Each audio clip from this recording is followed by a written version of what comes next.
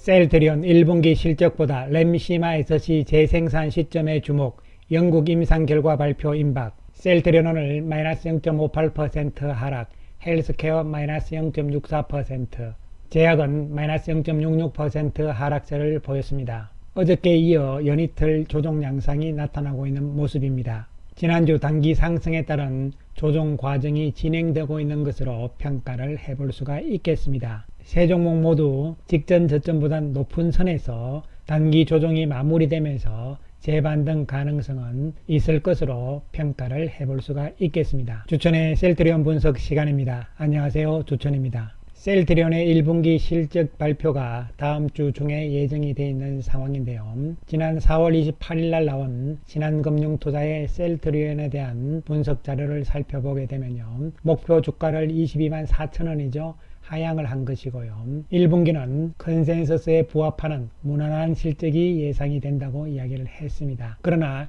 연간 성장은 제한적일 것이다, 이렇게 이야기를 했습니다. 셀트리온 헬스케어에 이어서 셀트리온도 1분기 실적은 긍정적으로 예상이 되고 있는 상황이죠. 그런데 여기서 중요한 것은 올해는 1분기 뿐만이 아니고요.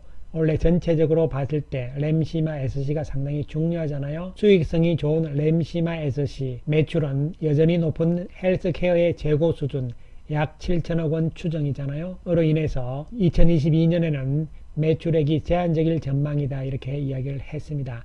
따라서 셀트리온과 셀트리온 헬스케어의 핵심은요, 원래는 역시 램시마 SC라는 것은 우리가 다 알고 있는 상황이잖아요. 이러한 가운데서 램시마 SC에 대한 재고가 상당히 많다. 이것 때문에 셀트리온이 재생산을 아직은 안 하고 있다, 이런 부분들이잖아요.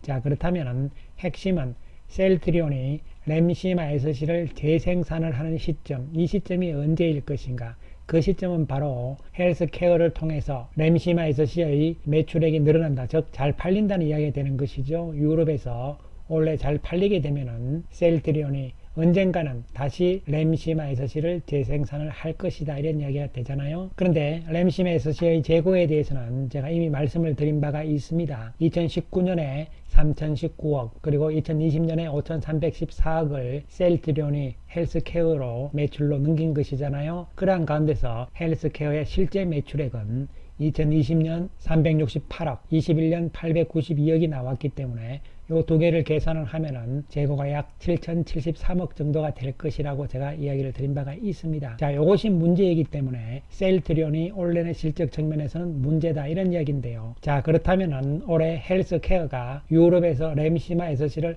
얼만큼 팔아내느냐, 이것이 핵심적인 요인이 될 수가 있는 것이죠. 이 부분에 대해서 살펴보기로 하겠습니다. 먼저 핵심적인 부분요, 유럽 시장에서는 이미 90% 이상 출시를 해놓은 상태죠. 그리고 유럽 이외에 캐나다, 호주, 중동 등에도 출시를 했고요. 가격 인하를 통해서 탄력적인 전략을 구사를 할 것인데요. 그 다음에 중요한 것이 바로 이 부분이 되는 것이죠. 다이렉트 인덕션인데요. 지금 현재 유럽 EMA로부터는요, 류마티스 관절염에 대해서는 기존 램시마죠, 정맥주사형이잖아요. 이것을 선투약을 하지 않고 바로 램시마 SC로 투여를 할 수 있는 이러한 램시마 SC 직접 투여에 대한 변경 허가가 승인이 된 상태잖아요. 문제는 이 하나 가지고는 안 된다는 것이죠. 즉 다시 말씀드리면은 램시마 SC의 적응증이 여러 개가 있잖아요. 이 가운데서 가장 큰 것이 염증성 장질환인데요. 이 부분에 대해서 지난 2월 18일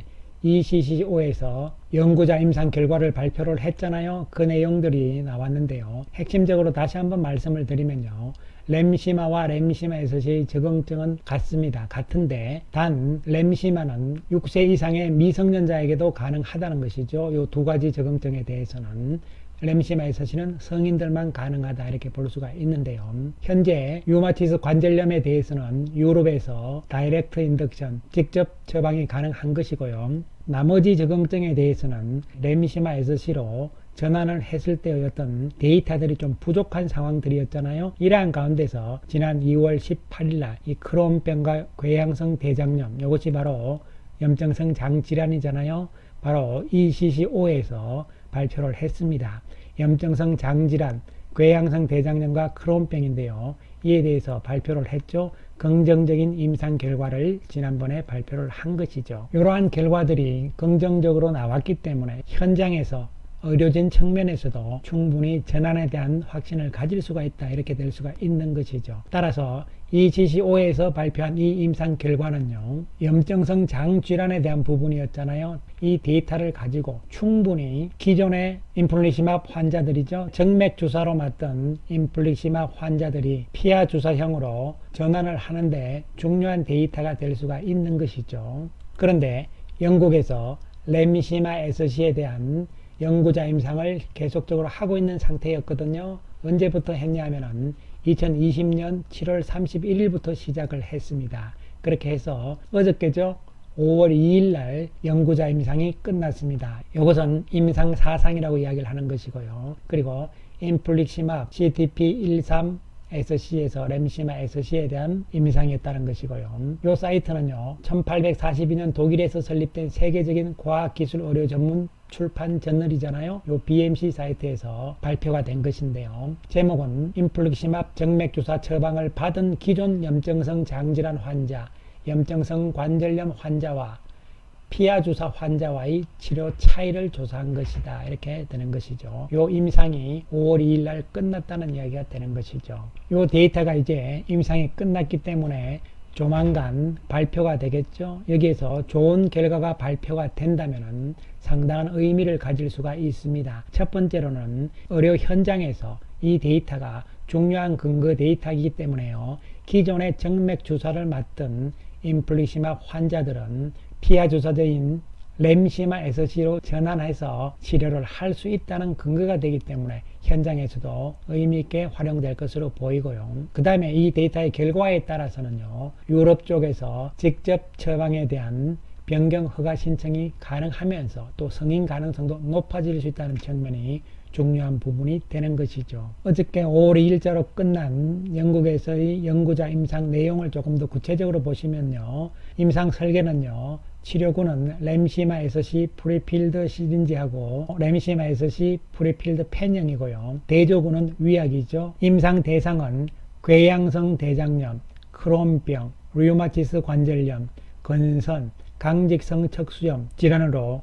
기존의 인플릭시맙 정맥 주사 제형을 투여받고 있는 환자를 대상으로 했습니다. 그러니까 거의 모든 적응증에 대한 임상이 될 수가 있는 것이죠. 1차 평가 지표는 이렇게 되어 있는 것이고요. 2차 평가 지표는 안정성이고, 이번 임상은 200명을 대상으로 했고요. 주관은 영국의 대학병원이고요. 그리고 지원은 셀트리온 헬스케어 영국 법인을 통해서 했다, 이렇게 볼 수가 있는 것이죠. 5월 2일 날 끝났기 때문에 이 결과가 어떻게 나오느냐가 중요한 의미가 되는 것이고, 이 결과가 만약에 긍정적으로 좋게 나온다면요, 유럽에서의 렘시마 SC의 매출은 확대될 수밖에 없는 상황이라고 볼 수가 있는 것이죠. 그렇게 된다면 셀트리온 측에서도요, 이제 렘시마 SC를 작년 2021년부터 해서 생산을 하지 않고 있는 상황이잖아요. 과연 2022년에 들어서 1분기, 2분기, 3분기, 4분기 중에 언제 다시 재생산을 할 것인가.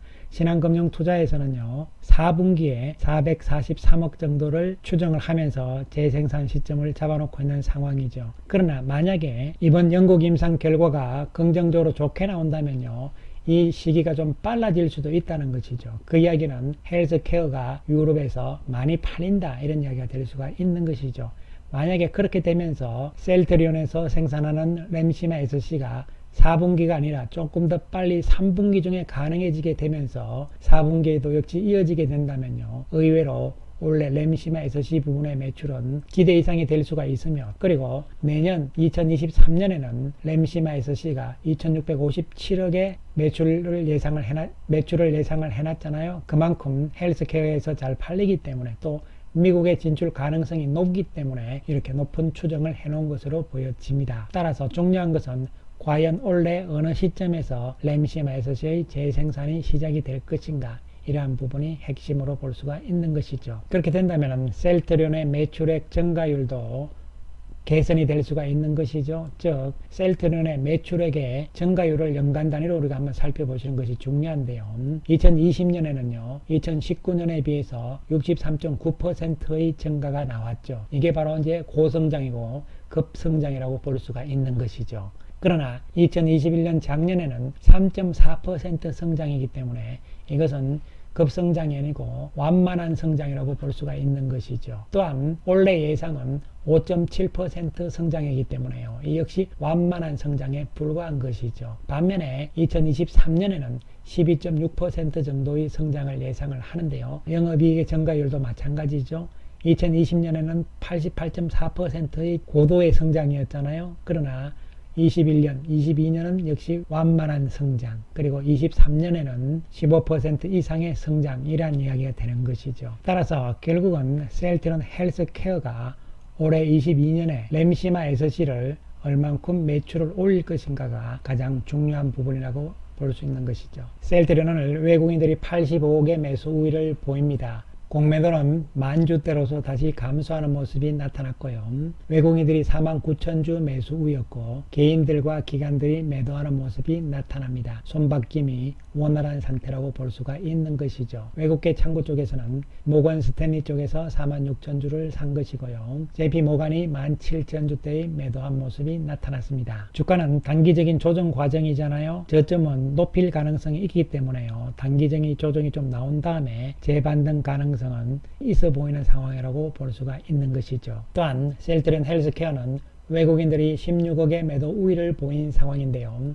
공매도는 87,000주대로서 전일보다 감소하는 모습이 나타났습니다. 여기 공매도 비중은 여러분 거래량에 따라서 비중이 달라지는 상황이기 때문에요. 의미를 높게 본다면 실제적인 공매도량을 보는 것이 맞다 이렇게 말씀을 드리겠습니다. 왜냐하면 4월 27일 경우에 공매도량이 17만 7천주였지만 공매도 비중을 봤을 때는 19%밖에 또 안 되잖아요. 이것은 거래량이 많았기 때문이다 이렇게 보시는 것이 맞는 것이죠. 외국인들이 2만 5천주 매도를 한 모습이고요. 기관들이 2만 6천주 매수하는 상황. 외국계 창구에서는 모건 스탠리 창구에서 3만 5천주 매수. 반면에 매도는 BNP와 JP 모간 쪽에서 매도를 하면서 7만 주대의 매도가 나온 모습입니다. 단기적인 조정의 모습으로서 저점은 높여나갈 것이라는 관점으로 접근이 될 수가 있겠습니다. 그리고 셀트리온 제약은 외국인들이 3억의 매수 우위를 보였고요.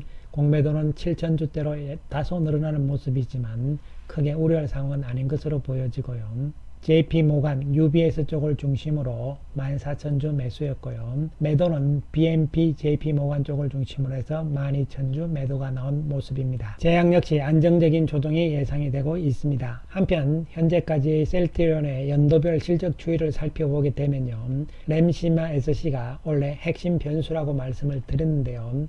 램시마 SC의 생산이 셀트리온 측에서 조금 더 앞당겨지게 된다면요.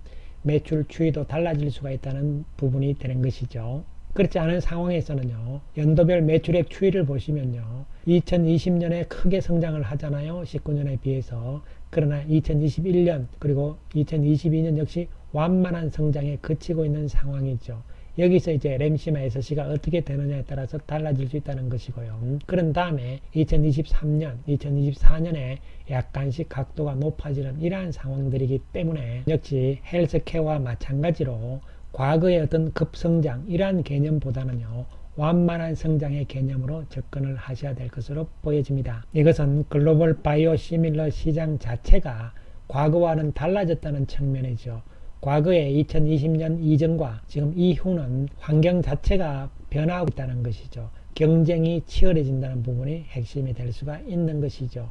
이에 따른 완만한 성장으로 접근을 하셔야 되는 것이고요. 물론 헬스케어도 마찬가지고 셀트리온도 마찬가지입니다. 목표 가격이 내려오고 있는 상황이긴 하지만 그러나 현재의 주가 상황은 저평가되어 있는 것은 분명하다고 볼 수가 있는 것이죠.